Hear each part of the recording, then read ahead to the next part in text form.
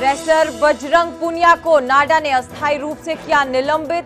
Dope test ना देने पर बजरंग पुनिया को किया सस्पेंड। नाडा के इस कदम से बजरंग के पेरिस ओलंपिक की दावेदारी पर पैदा हुआ खतरा।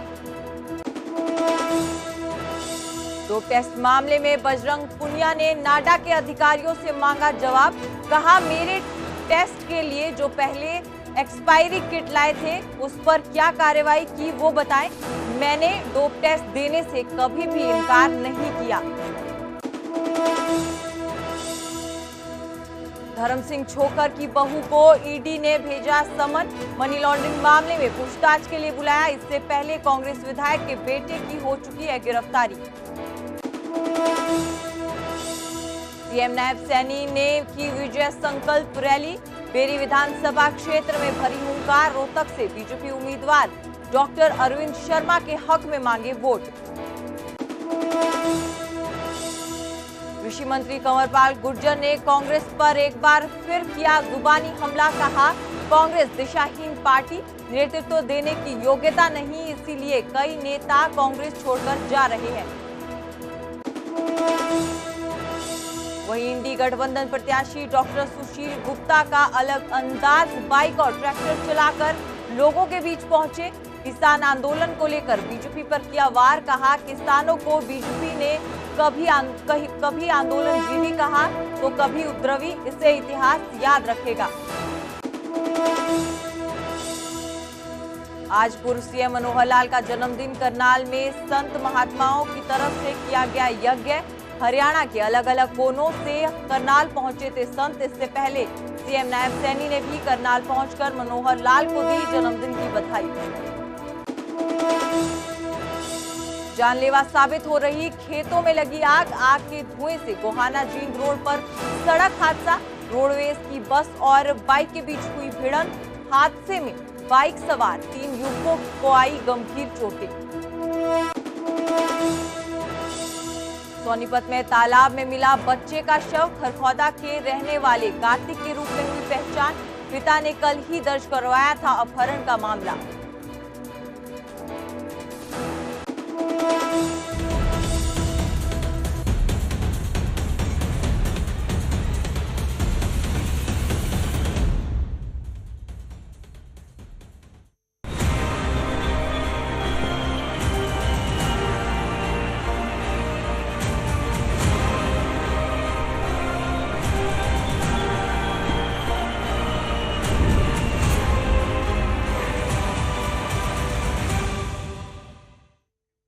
हरियाणा प्राइम देख रहे सभी दर्शकों का स्वागत है। आप सभी के साथ मैं हूं सुजाता कंवर और बुलेटिन की शुरुआत करेंगे हरियाणा की सियासत से जुड़ी हुई खबरों के साथ। कांग्रेस और बीजेपी के बीच जुबानी जंग तेज हो गई है। कुमारी सैलजा ने महंगाई के मुद्दे पर बीजेपी को घेरा है। उन्होंने कहा कि महंगाई बढ़ाकर गरीबों की जेब काटने का काम बीजेपी ने किया है। वहीं कुमारी सैलजा ने सीएम सैनी पर भी वार किया। उन्होंने कहा कि ये अभी सीएम सैनी नए हैं, उनको ना शासन का पता है ना प्रशासन का। सीएम सैनी ने भी कुमारी सैलजा पर पलटवार किया और कहा कि प्रधानमंत्री फसल बीमा योजना का सैलजा ने विरोध किया था। 2 रुपए प्रति एकड़ के हिसाब से कांग्रेस किसानों को मुआवजा देती थी और कांग्रेस के काल में किसानों के साथ भद्दा मजाक किया गया है।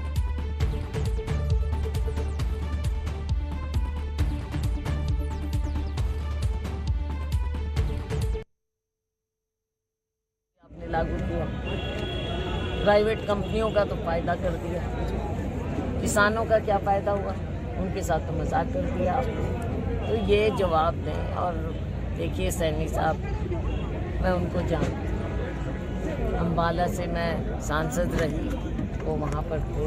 तो उनके बारे में आज वो मुख्यमंत्री हैं। बेशक थोड़े दिन के मुख्यमंत्री हों तो उन्हें तो अभी ना शासन का मालूम ना प्रशासन का मालूम।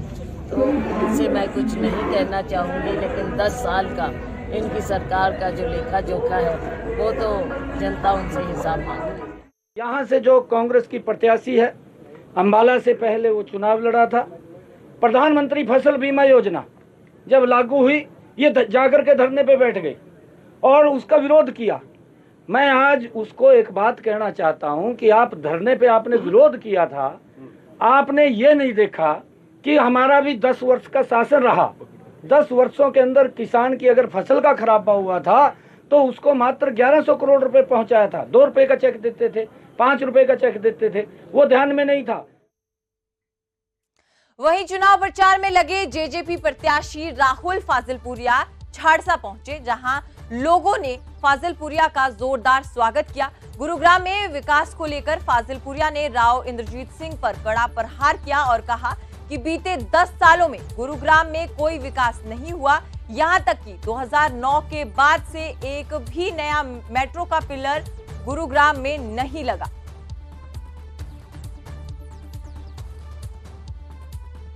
मैं बताना चाहूँगा कि आज 75 साल हो गए देश को आज़ाद हुए। हमारे पास वो मूलभूत सुविधा नहीं है जो एक आम आदमी के पास होनी चाहिए। बड़े मुद्दे, बड़ी योजनाओं के ऊपर तो बाद में बात करें। 2009 के बाद मेट्रो का एक पिलर आगे नहीं बढ़ा। हमारे पास सरकारी अस्पताल नहीं है, सरकारी स्कूल नहीं है, यूनिवर्सिटीज़ नहीं है, बच्चों के लिए कोई रोज़गार नहीं है। ये तो मेन चीज़ें होती हैं। पिछले 75 साल में पूछना चाहूँगा हमारे आदरणीय सांसद साहब से कि उन्होंने क्या किया। बड़ी योजनाओं की बात करें तो कोई बड़ी यूनिवर्सिटीज़ नहीं है, मेट्रो का पिलर आगे नहीं बढ़ा है। कोई पुराने गुड़गांव के अंदर ना कोई फ्लाईओवर है, ना कोई अंडरपास है। बारिश आती है तो पूरा गुड़गांव डूब जाता है, सबको घर में बंद रहना पड़ता है। समर्थन आप लोगों के सामने है, आशीर्वाद दे के, हौसला बढ़ा के। ये तो एंट्री का हाल है, हर गांव की एंट्री पे कूड़ा डालने का काम कर रहे हैं और उसको जलाने के बाद धुआं जो निकल रहा है उसे कैंसर जैसी बड़ी बड़ी बीमारियां हो रही हैं। मैं कहना चाहूँगा कि इन सब चीज़ों को रोकना पड़ेगा और एक युवा कर सकता है।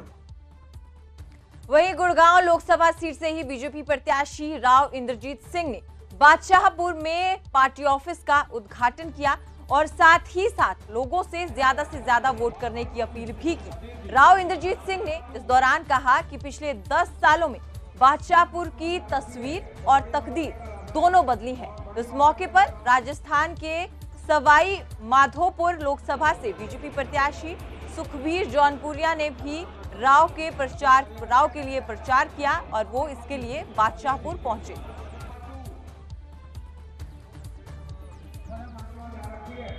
हम तो ना शहरियों से ना देहातियों से, हम तो भारतवासियों से वोट मांगते। आज सांसद साहब भी आए हैं, राजस्थान से यहाँ पहुंचे हैं। हाँ, वो भी आ रहे हैं, उनका तो संपन्न हो ही गया। अब हमारे लिए मदद करने आए हुए हैं, उनका शुक्रिया। सर, इसके अलावा गुरुग्राम की बात की जाए, एलिवेटेड फ्लाईओवर बना है, बहुत सारे विकास के कार्य हुए हैं, क्या लोग उनसे खुश हैं पूरी तरह से और क्या ऐसा होना है जो? देखो, हम तो उम्मीद कर रहे हैं कि जो भारतवर्ष की तरफ से इंफ्रास्ट्रक्चर के प्रोजेक्ट्स, जिनका मैंने जिक्र भी अपने भाषण के अंदर किया है, उसको देखते हुए हमारे को तीसरी टर्म केंद्र के अंदर। कुरुक्षेत्र से बीजेपी उम्मीदवार नवीन जिंदल की माताजी और पूर्व मंत्री सावित्री जिंदल ने न्यूज 18 से एक्सक्लूसिव बातचीत में अपने बेटे की जीत का दावा किया और बताया कि आखिर जिंदल ने क्यों पॉलिटिक्स से ब्रेक लिया था।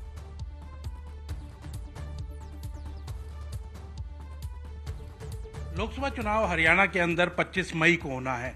लगातार प्रचार चल रहा है। हम कुरुक्षेत्र लोकसभा के अंदर मौजूद हैं और कुरुक्षेत्र में भारतीय जनता पार्टी की टिकट पर उद्योगपति नवीन जिंदल चुनाव लड़ रहे हैं।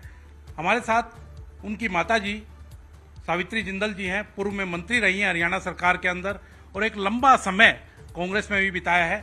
अब भारतीय जनता पार्टी में है। हम बात करेंगे। आपका स्वागत है न्यूज 18 पर। बहुत बहुत धन्यवाद जी। सबसे पहले तो यही जानना चाहूँगा कि आपका एक लंबा समय कांग्रेस में रहा और अब भारतीय जनता पार्टी में आ गए हैं और नवीन जी चुनाव लड़ रहे हैं, कैसे महसूस हो रहा है आपको? कि जब शुरू में जिंदल साहब चुनाव लड़े थे तो विकास पार्टी और भाजपा का गठबंधन था, तो इसलिए कोई नई पार्टी हमारे लिए नहीं है। राजनीति है, तो इसमें आ गए। अब हमारे लिए अच्छा है इसके अंदर भी कि मोदी जी की जो विकसित भारत का सपना है उसको नवीन मिलकर साकार करवाएगा। लगातार मुख्यमंत्री भी यही बात कहते हुए नजर आते हैं। जब नायब सैनी जी से पूछते हैं कि ओम प्रकाश जिंदल जी तो हमारे ही थे, हमारे साथ ही थे, वो बीच में कहीं चले गए थे, फिर हमारे साथ आ गए हैं। तो शुरुआत की जो जिस तरह से थी, तो फिर इसका मतलब नई चीज़ नहीं हुई ना कि बिल्कुल नहीं है हमारे लिए। जब उस समय चुनाव लड़े थे तो फिर से आ गए, अपने घर में वापस आ गए। 2 बार यहाँ से सांसद भी रहे नवीन जी, कांग्रेस की टिकट पर रहे सांसद, अब भाजपा की टिकट पर चुनाव लड़ रहे हैं। वर्कर्स के बीच में आप जाती हैं, आप भी जाकर के लोगों से मिलती हैं, कैसा रेस्पॉन्स मिलता है, कैसा क्या कहते हैं लोग? देखिए, हमारा जब 96 में जिंदल साहब चुनाव लड़े थे तो उस समय से हमारा ये घर है कुरुक्षेत्र, और फिर 2 बार नवीन ने चुनाव लड़ा, 2004 और 2009 में। तो पूरा परिवार की तरह से हमारा अपना है। तो इसलिए जहाँ भी जाके बात करते हैं कि आपका बेटा, आपका भाई चुनाव लड़ रहा है, तो सब लोग बिल्कुल साथ देने की बात करते हैं और सबको बहुत अच्छा लग रहा है। सब बोलते हैं कि हाँ हमारा भाई आया, हमें बहुत अच्छा लग रहा है। तो सब मदद कर रहे हैं, साथ दे रहे हैं और भगवान करे मतलब जितना जिससे चाहते हैं कि बहुत अच्छी जीत हो। तो आने वाली 25 तारीख को सभी लोग अपना अपना वोट कमल के फूल के निशान के सामने वाले बटन को दबाकर अपने भाई को विजयी बनाएंगे। पिछले 5 साल की अगर बात करें तो कहीं ना कहीं राजनीति से दूर रहे, आप भी दूर रहे क्योंकि पिछला चुनाव नहीं लड़ा, नवीन जी भी दूर रहे, उन्होंने भी चुनाव नहीं लड़ा। तो क्या कारण रहा कि राजनीति से दूर हो गए थे आप लोग? देखिए, राजनीति से दूर हो गए थे, लेकिन राजनीति को हम लोगों ने जनसेवा का माध्यम बनाया हुआ है। तो जनसेवा तो हम लोग उसी तरह से कर रहे थे, अपनी राजनीति में नहीं थे, लेकिन हमारी जनसेवा तो उसी तरह से चालू थी। इसलिए हमें कोई मतलब राजनीति और उसका कोई फर्क नहीं पड़ा। लग रहा था कि हम उसी तरह से अपने काम कर रहे हैं। अभी नवीन जी अब चुनाव लड़ रहे हैं, सावित्री जिंदल भी अगला चुनाव विधानसभा का कोई लड़ती हुई नजर आ सकती हैं। अभी तो पहले तो नवीन का चुनाव है, ये हो जाए अच्छी तरह से, बात की बात में देखेंगे क्या हो। वहीं कुरुक्षेत्र से बीजेपी उम्मीदवार और उद्योगपति नवीन जिंदल से न्यूज 18 ने एक्सक्लूसिव बातचीत की। न्यूज 18 पर नवीन जिंदल ने हर सवाल का बेबाकी से जवाब दिया। लोकसभा का चुनाव चल रहा है और कुरुक्षेत्र लोकसभा सीट से भारतीय जनता पार्टी ने उम्मीदवार बनाया है उद्योगपति नवीन जिंदल जी को। उद्योगपति नवीन जिंदल जी हमारे साथ हैं, आज नामांकन भर करके और पहुंच रहे हैं। उनसे बातचीत करेंगे, पूरे चुनाव सिनेरियो के बारे में जानेंगे। आज नामांकन भरा है, बहुत बहुत बधाई आपको। बहुत बहुत धन्यवाद। और आज जो है, आज बहुत बड़ी संख्या में लोगों ने आकर के अपना आशीर्वाद दिया, प्यार दिया, और सभी पहले साधु संतों ने दिया और पूरे जगह से जितने भी चाहने वाले थे सब लोग, पूरे 9 हलकों में से लोग आकर के, मैं समझता हूँ 50-60 हजार लोग जो है आज आए और रैली में आकर के सबने जो है अपना आशीर्वाद दिया। नवीन जी, कैसे देखते हैं इलेक्शन को, क्योंकि आम आदमी पार्टी, कांग्रेस एक हो गई है इस इलेक्शन के अंदर, जो एक दूसरे के खिलाफ होते थे, आज दोनों इकट्ठे मिल करके चुनाव लड़ रहे हैं आपके खिलाफ। देखिए, ये सब लोग समझते हैं कि कांग्रेस पार्टी और आम आदमी पार्टी ये हमेशा तो इनका कुत्ता बिल्ली का बैर था, हमेशा एक दूसरे को ये बुराई कहते थे, भला तो कभी नहीं कहा। और आज जो है सिर्फ सत्ता हथियाने के लिए वो सिर्फ एकजुट एक साथ आए हैं। तो इसलिए ये सिर्फ जो है सत्ता हथियाने के लिए साथ में आए हैं, इनकी कोई विचार कोई आपस में मिलते नहीं है। और लोग बाग, इसलिए लोगों ने इनको नकार दिया है। लोग बाग इनको समझते हैं कि इनके पल्ले कुछ नहीं है, तो इसलिए लोगों को इनका, मुझे लगता है, कोई आशीर्वाद नहीं मिलेगा। अभय चौटाला भी यहाँ मैदान के अंदर हैं, उनका कैसे रोल देखते हैं आप? वो कह रहे हैं कि मैं तो दोनों को हरा दूंगा। देखिए, अभय चौटाला जी बड़े भाई हैं और अभय चौटाला जी भी बहुत वो मजबूत कैंडिडेट हैं अभय चौटाला जी, और उनका एक यहाँ पर उन्होंने काम भी किया हुआ है और सभी जगह उनके समर्थक भी हैं। तो इसलिए अभय चौटाला जी भी एक मजबूत कैंडिडेट हैं। कैसे देखते हैं, क्योंकि आपका एक लंबा सफर रहा है, क्योंकि कांग्रेस से आप यहीं से 2 बार सांसद रहे, अब भारतीय जनता पार्टी की टिकट पर चुनाव लड़ रहे हैं। क्या लोगों में कोई गुस्सा है, रोष है, या वही नवीन जिंदल की जैसे 2 बार आशीर्वाद दिया वैसे ही देंगे? तो मैं कहूँगा कि 90 से 95% लोगों ने तो ये कहा जी अब आप ठीक जगह आ गए, आपने जो है बहुत अच्छा कदम उठाया। लेकिन कुछ लोग जो कांग्रेस से जुड़े हुए हैं और कांग्रेस में रहना चाहते हैं, उनको बहुत दुख भी हुआ। तो ऐसे भी 5-7% ऐसे लोग भी हैं जिन्होंने ये बोले कि जी हम तो बहुत रोए कि आप क्यों चले गए। तो मैंने कहा, मेरे लिए पार्टी से बड़ा देश है। मुझे लगता है कि भारतीय जनता पार्टी, माननीय नरेंद्र मोदी जी के नेतृत्व में देश आगे बढ़ेगा। उन्होंने हमें एक विकसित भारत का सपना दिखाया है, और मैं जब इतना बड़ा एक देश में क्रांति हो रही हो, मैं उसमें पीछे नहीं रहना चाहता। मैं लोगों के लिए काम करना चाहता हूँ, मैं देश के लिए काम करना चाहता हूँ। तो इसलिए मुझे ये जो मौका मिला है कि मैं लोगों की आके सेवा कर सकूँ माननीय नरेंद्र मोदी जी के नेतृत्व में, तो ये मेरे लिए बहुत बड़े सौभाग्य की बात है। तो फिर वो लोग भी इस बात को मानते हैं और वो लोग बोलते हैं कि जी हम आपके साथ हैं, हम जानते हैं कि आप लोगों की सेवा करना चाहते हो और वो लोग जो है, इसलिए मुझे लोगों का मुझे बहुत समर्थन आशीर्वाद मिल रहा है। एक बड़े उद्योगपति के रूप में आपकी पहचान है, आप देश विदेशों में लगातार रहते हैं।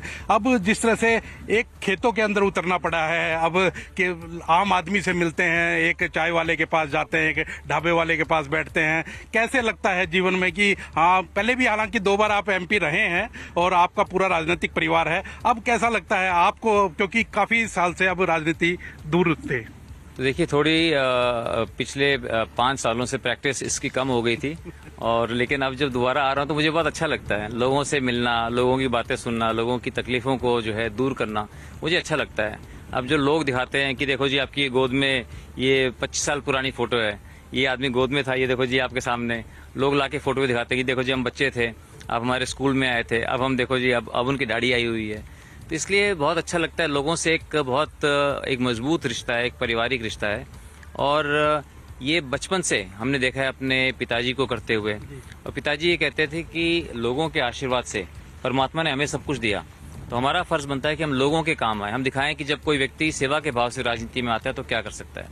तो उन्हीं के ये संस्कार लेकर मैं लोगों के बीच में मैं आया हूँ, और मैं बहुत कुछ लोगों के लिए करना चाहता हूँ। मेरे मन में बहुत से मेरे प्लान्स हैं कि किस तरह से यहाँ पर और ज़्यादा हमारे युवाओं को रोजगार मिले, किस तरह से गांव-गांव संपन्न हो, स्वच्छ हो। पूरा कुरुक्षेत्र संसदीय क्षेत्र, यहाँ के सारे 9 के 9 हल्के जो है, मैं चाहता हूँ कि पूरे हिंदुस्तान के अंदर, पूरे देश के अंदर नंबर 1 पर हो हर लिहाज से। तो उसके लिए ये कोई काम आसान नहीं है, ये बहुत बड़ी एक तपस्या है। लेकिन मैं भारतीय जनता पार्टी की नीतियों पर चलता हुआ सब भारतीय जनता पार्टी के साथियों को साथ में लेकर के, और जब बनने के बाद ये चुनाव तक जो है, मैं समझता हूँ कि आदमी को अपनी पार्टी के साथ जुड़ कर के चुनाव लड़ना पड़ता है, लेकिन चुनाव में जीत होने के बाद फिर हम सब पार्टियों को, सब लोगों को, चाहे किसी ने वोट दिया, किसी ने अगेंस्ट वोट दिया, वो सब बातें बहुत छोटी होती हैं। हम सब एक हैं, हम सब देशवासी हैं। मैं सभी को मैं बहुत प्यार करता हूँ। हम सब जो है, सब लोगों को जोड़कर हम अपने सपनों का कुरुक्षेत्र, हर यहाँ का विधानसभा हल्का, हर जितने मेरे 900 से अधिक गांव हैं, सभी गांवों के अंदर मिलजुल करके काम करेंगे। आपके ऊपर लगातार सवाल उठाते हैं कि पहले आप कांग्रेस में थे, घोटाले की बात करते हैं कि ऐसा आरोप लगे थे, और अब यहाँ आ गए तो वॉशिंग मशीन है क्या बीजेपी, जो अब धुल गए, साफ हो गए। तो ऐसे आरोप लगातार लगते हैं। हालांकि ओम प्रकाश जिंदल जी, जो आपके पिताजी थे, उन्होंने बहुत मेहनत की थी और बहुत मेहनत करके अपना एक मुकाम हासिल किया था, और 1996 में जब सरकार बनी तब भी वो साथ थे। देखिए, ये जो लोग बातें करते हैं, ये अनर्गल बातें करते हैं, इन्हें कुछ पता नहीं है। तो ये जो है, जो घोटालों की बात करते हैं, उन्हें अगर पूछोगे आप, उनसे 4 सवाल पूछोगे भी क्या है घोटाला, क्या, उनको कुछ नहीं मालूम। उन्होंने कहीं से सुन लिया, उन बातों को बोल देंगे। हमें अपने ऊपर बहुत गर्व है जिस तरह से हमने काम किया है। पिछले जो है 20 वर्षों के अंदर हमने सरकार को 60,000 करोड़ से ज़्यादा टैक्स दिया होगा। 1.5 लाख करोड़ का जो है हमने निवेश किया है। 2 लाख से ज़्यादा परिवार जो है रोजगार पा रहे हैं। तो इसलिए हमने बहुत देश के लिए काम किया है। हम देश के कमाऊ पूत हैं। जो जिस तरह की ये अनर्गल बातें करते हैं, और अगर कोई मामला, केस अगर तो किसी के ऊपर भी हो जाता है जी, तो वो तो हमें, लेकिन न्यायपालिका के ऊपर पूरा भरोसा है। 10 साल हो गए इन बातों को, तो हम जो बातें न्यायपालिका के अंडर हों उसके ऊपर पहले तो चर्चा नहीं करनी चाहिए, और हमें न्यायपालिका के ऊपर पूरा भरोसा है, और जो सच्चाई है वो लोगों के सामने आ जाएगी। तो इसे राजनीति में भी मैं चाहता था कि मैं लोगों की सेवा करूं। मैं चाहता हूं कि मैं भारतीय जनता पार्टी का एक सदस्य बनके, कार्यकर्ता बनके, नरेंद्र मोदी जी के नेतृत्व में अपने विकसित भारत के सपने को साकार करूं। तब मैं यहाँ से चुनाव लड़ रहा हूं। मैं पूरे देश में भी जाऊंगा और विदेशों में भी जाऊंगा, और विदेशों से जो है देश के लिए, अपने क्षेत्र के लिए नई तकनीकें लेके आऊंगा, कृषि के लिए नई तकनीकें लेके आऊंगा। जो यहाँ पर डेयरी, जो हमारे गाय भैंसे रखते हैं, उनके लिए नई टेक्नोलॉजी लेकर के आऊंगा। मेरे मन में है कि सेक्स सीमन मिलना चाहिए, कि ताकि जो है हम जो है सिर्फ बछड़ी पैदा करें गायों के अंदर, क्योंकि हमारे बछड़ों की इतनी आवश्यकता नहीं होती, सिर्फ हम बछड़ी पैदा करें। तो इसलिए ये जो बातें करते हैं कि जी विदेश चले जाएंगे, तो विदेश जाना कोई पाप है? विदेश जाने में कोई नुकसान है? तो वो उनको कौन रोक रहा है? किसान भी एक थोड़ा सा विरोध कर रहे हैं, लगातार बीजेपी से विरोध है, नवीन जिंदल से। हालांकि ये भी जो है सिर्फ एक मिथ्या फैलाई जा रही है। किसान भाई जो है देश के हमारे अन्नदाता हैं, और किसान भाई भारतीय जनता पार्टी के साथ हैं। तो सिर्फ कुछ लोग जो है उसके अंदर सिर्फ वो कि भी किसान, हमें तो कोई नहीं है, आप हरियाणा में देखिए कहीं पर भी जो है अब कुछ लोग खड़े हो जाएं कहीं पर बुला करके और ये नारे लगा दें, उससे ये नहीं कि किसान विरोध कर रहे हैं। तो ये सिर्फ जो है कुछ लोग जिनके पास कुछ मुद्दा नहीं होता वो इस तरह की बातें करते हैं। हमें भारतीय जनता पार्टी को और मेरे को किसान भाइयों का पूरा हमें समर्थन मिल रहा है। आप मंडी में बोरी उठाते हुए नजर आए, क्या कहीं ना कहीं, क्योंकि एक लगता है कि एक इतना बड़ा उद्योगपति अब चुनाव लड़ रहा है और अब इस तरह के भी काम करने पड़ते हैं जनता के बीच में जाकर के। नहीं देखिए, ये कोई किसी ने तो मुझे नहीं कहा ना कोई उठाना था, ये तो वैसे पंगे लेने की आदत है बचपन से पंगे लेने की आदत है। वहां से जो है वो बोरे उठा रहे थे, मैं सोचा मैं भी उठा के देख लूं, ठीक है। और कई लोगों को इसमें जो है 1-2% लोगों को तकलीफ हुई, खाली विपक्षी दलों को तकलीफ हुई, भाई उनको कौन रोक रहा है। अगर मुझे तो उठाने में मजा आया, मैं तो बहुत आनंद लिया, मैंने उसको उठा करके, उसमें मेहनत लगी। मुझे ये एहसास हुआ कि हमारे मजदूर भाई कितनी मेहनत करते हैं जब उसको उठाते हैं बोरे को। उस बोरे को उठाना आसान नहीं है। मैं तो तीसरी बार में जाके कामयाबी, पहले बाईं साइड गिरा, फिर दाईं साइड गिरा, फिर तीसरी बार में जो है मुझे कामयाबी मिली। और वो इतने आराम से, उनकी इतनी प्रैक्टिस होती है, वो इतने मजबूत होते हैं, वो आराम से सारा दिन ये काम करते रहते हैं। तो ये थे हमारे साथ नवीन जिंदल, जो कुरुक्षेत्र लोकसभा सीट से उम्मीदवार हैं, भारतीय जनता पार्टी के चुनाव लड़ रहे हैं। और आप देख सकते हैं कि खेतों के अंदर घूम करके और न्यूज 18 से बात कर रहे थे और उन्होंने कहा कि कोई ये ऐसा पहला मौका नहीं है। वो लगातार मंडियों के अंदर जाते हैं, आड़ती भाइयों से मिलते हैं, किसानी भी उन्होंने करवाई है और लगातार आम आदमी से जुड़े रहते हैं। आज नामांकन भर करके और यहाँ लौटे थे और उनसे न्यूज 18 ने खास बातचीत की है, जिसका उन्होंने बेबाकी से जवाब दिया है। कैमरामैन अमन के साथ अंकित दुधानी, न्यूज 18 कुरुक्षेत्र।